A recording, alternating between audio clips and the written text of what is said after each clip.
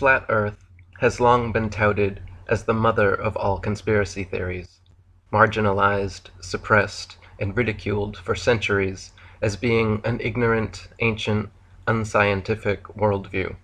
But the facts of the matter are far from what you've been told. It is a fact, not a theory, that bodies of water always seek and find their own level, from a beaker, a bottle, or a bathtub, to a pond, lake, or an ocean. The natural physics of water and other liquids is to find and remain level.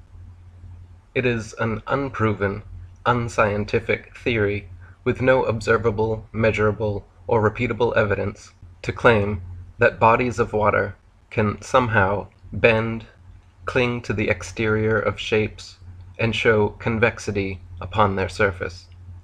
It is a fact that the majority of Earth is covered in such level water, thus making it an unscientific theory to postulate that Earth is actually a gigantic sphere with bendy oceans curving all the way around it.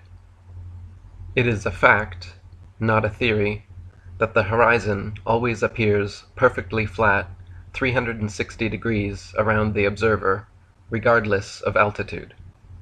All amateur balloon, rocket, plane, and drone footage show a completely flat horizon as high as we can reach, over 20 miles, or 120,000 feet up.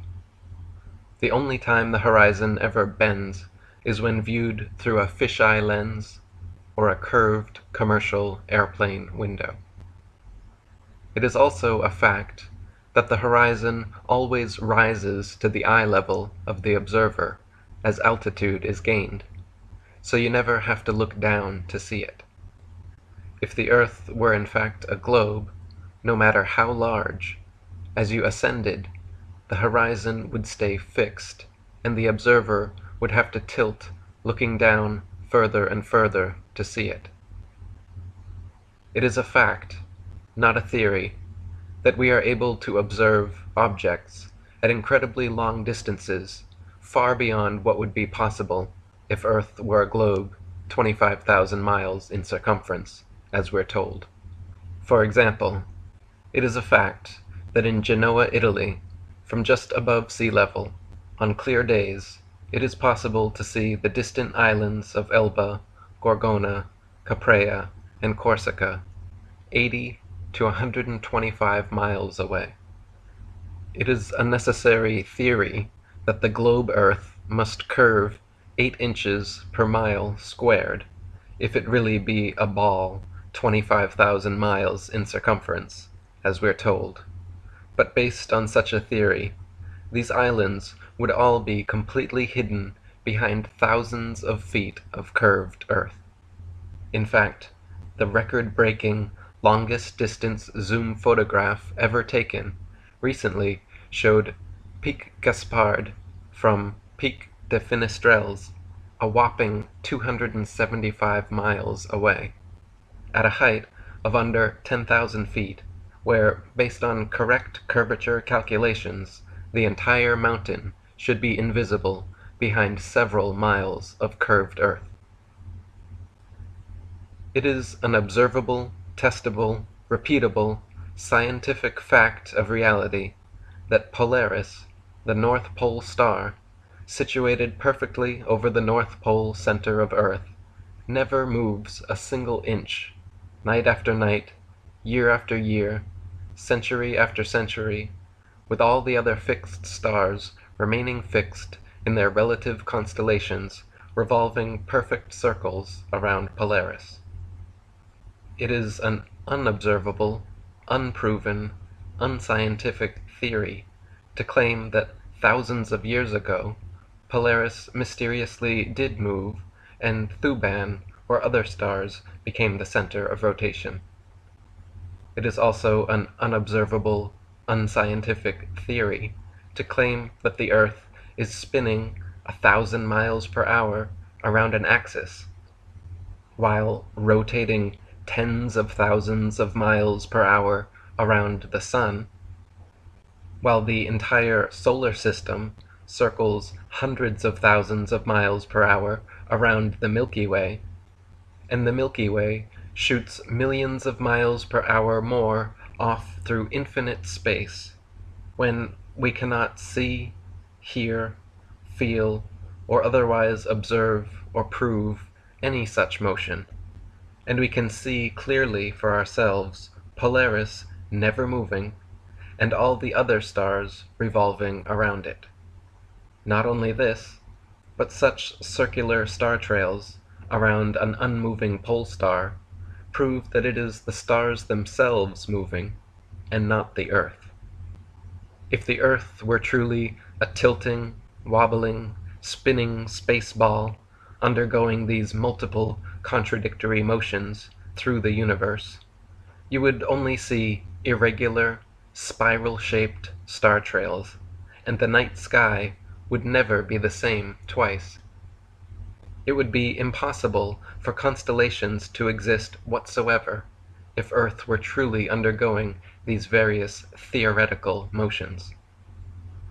This is just a brief introduction to the many observable, testable, repeatable, scientific facts of our level, motionless plain Earth that have been marginalized, suppressed, and ridiculed for centuries, in favor of various unobservable, untestable, unscientific theories purporting we live on a tilting, wobbling, spinning, ball-shaped Earth. Long before the theory of gravity was a glimmer in Newton's imagination, the natural physics of density and buoyancy already perfectly explained why apples fall down. Quite simply, objects fall or rise based on their relative density to the medium surrounding them.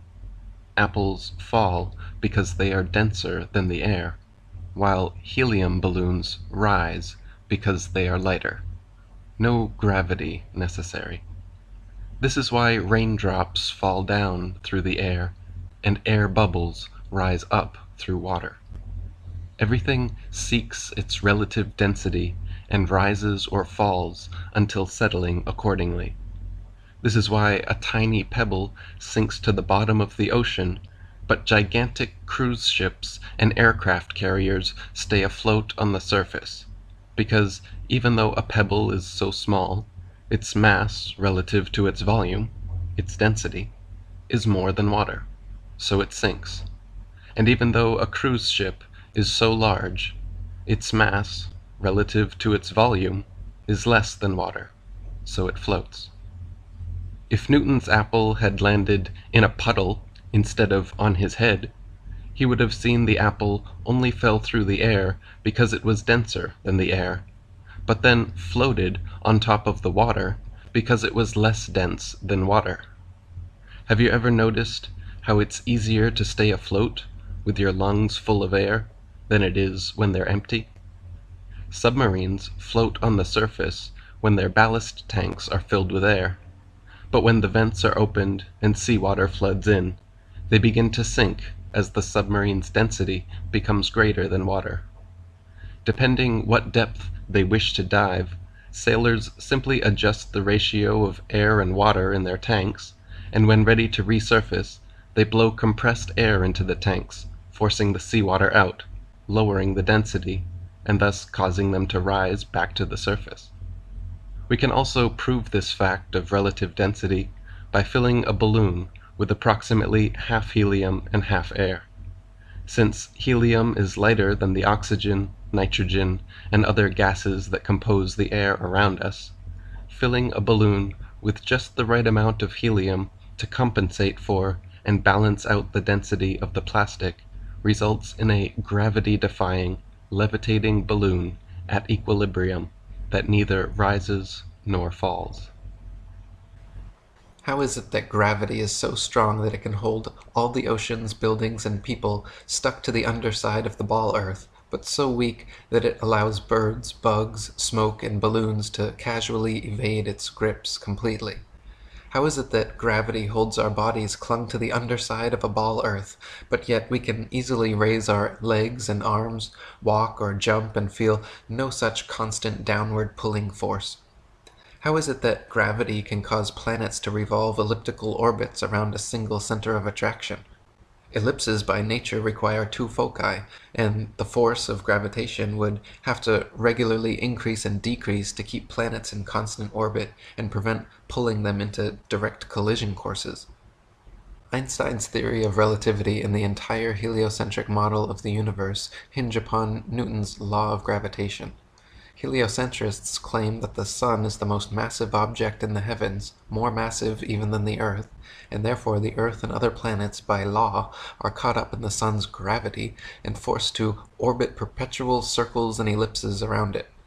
They claim that gravity also somehow allows people, buildings, the oceans, and all of nature to exist on the underside of their ball Earth without falling off. Now, even if gravity did exist, why would it cause both planets to orbit the Sun and people to stick to the Earth? Gravity should either cause people to float in suspended circular orbits around the Earth, or it should cause the Earth to be pulled and crashed into the Sun. What sort of magic is gravity that it can glue people's feet to the ball Earth while causing Earth itself to revolve ellipses around the Sun? The two effects are very different, yet the same cause is attributed to both. Furthermore, this magnetic-like attraction of massive objects gravity is purported to have can be found nowhere in the natural world. There is no example in nature of a massive sphere or any other shaped object which, by virtue of its mass alone, causes smaller objects to stick to or orbit around it. There is nothing on Earth massive enough that it can be shown to cause even a dust bunny to stick to or orbit around it. Try spinning a wet tennis ball or any other spherical object with smaller things placed on its surface, and you will find that everything falls or flies off, and nothing sticks to or orbits around it. To claim the existence of a physical law without a single practical, evidential example is hearsay, not science. Newton also theorized, and it is now commonly taught, that the Earth's ocean tides are caused by gravitational lunar attraction. If the moon is only 2,160 miles in diameter, and the Earth 8,000 miles, however, using their own math and law, it follows that the Earth is 87 times more massive, and therefore the larger body should attract the smaller to it, and not the other way around. If the Earth's greater gravity is what keeps the moon in orbit, it is impossible for the moon's lesser gravity to supersede the Earth's gravity at Earth's sea level, where its gravitational attraction would even further out-trump the moon's. Not to mention the velocity and path of the moon are uniform, and should therefore exert a uniform influence on the Earth's tides, when in actuality the Earth's tides vary greatly. Furthermore, if ocean tides are caused by moon's gravitation, how is it that lakes, ponds, and other smaller bodies of standing water remain outside the moon's grasp, while the gigantic oceans are so affected? Heliocentrists claim the ball Earth is perpetually spinning on its axis at a mind-numbing 1,038 miles per hour, or 19 miles per second, and somehow people, animals, buildings, oceans, and other surface phenomena can stick to the underside of the spinning ball without falling or flying off.